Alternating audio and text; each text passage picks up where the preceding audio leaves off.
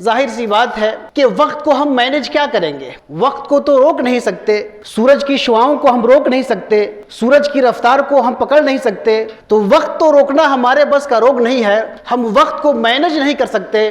وقت کو مینج کرنے کا صحیح مطلب یہی ہو سکتا ہے کہ ہم اپنے آپ کو مینج کریں، سیلف مینجمنٹ پیدا کرنے کی کوشش کریں۔ جو لوگ اپنے آپ پہ کنٹرول کر لیتے ہیں وہ صحیح معنوں میں وقت کو مینج کر لیتے ہیں، وقت کو کنٹرول کر لیتے ہیں۔